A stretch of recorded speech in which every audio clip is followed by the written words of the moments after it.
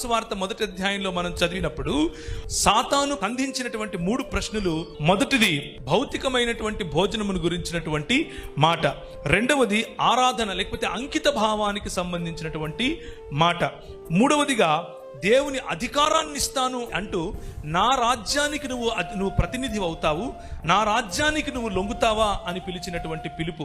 ఈ 3 సవాళ్లను కూడా ప్రభువైన యేసుక్రీస్తు చాలా స్పష్టంగా దేవుని యొక్క వాక్యపు శక్తితో దాన్ని జయించగలిగాడు.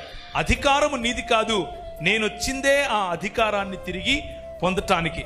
నేనొచ్చిందే నా బిడ్డలు ఏ అధికారాన్నైతే కోల్పోయి నీకు బానిసలుగా, నీకు నీ రాజ్య ప్రతినిధులుగా బ్రతుకుతున్నారో వారి కుటుంబములో, వారి వ్యాపారాల్లో, వారి పనులలో, చివరికి వారి సంఘాలలో, ప్రతి చోట నీ అధికారము, నీ అజమాయిషి చలాయిస్తున్నావు కదా, ఆ అధికారాన్ని నీ దగ్గర నుంచి తీసుకోవటానికే, సిలువ మ్రాను మీద నీ తలను చితకదన్నటానికే వచ్చాను అని చెబుతూ అధికారము నాది, నా పిల్లలకు తిరిగి నేను అధికారం ఇస్తాను అని చెప్పినటువంటి మాట మనం గుర్తు చేసుకోవాలి. అది సంఘానికి ఇవ్వబడినటువంటి బాధ్యతతో కూడిన ఆశీర్వాదం.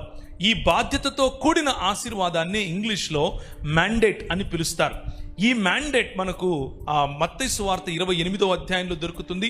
అలాగే దీనికంటే ముందు ఆదికాండములోనే దొరుకుతుంది. ఆదికాండములో ఆయన మనుషులను సృష్టించినప్పుడు, మనుషులను తన పోలిక చొప్పున చేసినప్పుడు, స్త్రీనిగాను పురుషునిగాను చేసినప్పుడు వారిని ఆశీర్వదించి ఏమన్నాడు? మీరు ఫలించండి అన్నాడు, మీరు అభివృద్ధి చెందండి అన్నాడు, మీరు విస్తరించండి అన్నాడు, మీరు భూమిని నిండించండి అన్నాడు.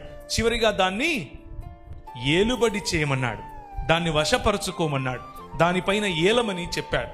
ఈ 5 ఆశీర్వాదాన్ని మన జీవితంలో సంపూర్ణముగా మనము పొందాలి అనంటే మనకు ఈ అధికారాన్ని మనము కేవలం ఒక పండు తినటం ద్వారా, లేకపోతే ఆజ్ఞను అతిక్రమించటం ద్వారా, దేవుని యొక్క అధికారం నాకు వద్దు అని అనుకొని సాతానును మనకు నాయకుడిగా ఎన్నుకున్న కారణం చేత మనము ఈ అధికారాన్ని, ఆయన ఇచ్చినటువంటి ఈ 5 లేకపోతే ఆ 5-fold బ్లెస్సింగ్ ఇచ్చేసాం. కానీ ప్రభు అయిన యేసుక్రీస్తునందు దానిని తిరిగి పొందుకునే పని చేస్తున్నాం. దాన్ని తిరిగి పొందుకొనటాన్నే మనకు దేవుని వాక్యం చెబుతోంది. ఇశ్రాయేలు, నీ భాగ్యము ఎంత గొప్పది, యెహోవా రక్షించిన నిన్ను పోలిన వాడు ఎవడు? మనము రక్షింపబడ్డాము అని అంటే దానికి వెనక ఉన్నటువంటి అర్థం ఇది. 5-fold 5 రకాలైనటువంటి ఆ ఆశీర్వాదములు మనకిప్పుడు ప్రభు అయిన యేసుక్రీస్తునందలి మన పిల్లలకు, మనకు, మన ప్రతి కుటుంబానికి అది ఉచితముగా దక్కింది అన్నమాట అర్థం చేసుకోవాలి.